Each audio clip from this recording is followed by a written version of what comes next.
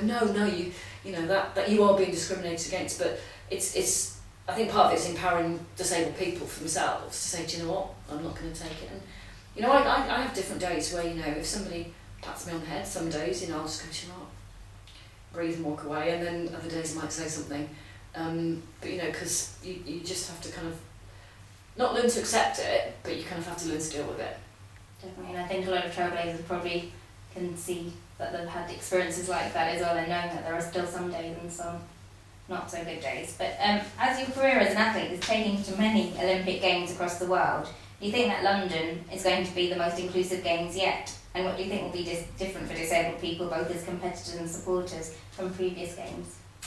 I think the Games were going to be amazing, will be incredible, because there's one organising committee that's looking after both Games. So in terms of the venues, they've looked at it from Olympic perspective, then Paralympic perspective, and then also sort of looking a bit beyond into legacy and then back again. So I think the accessibility is going to be really good.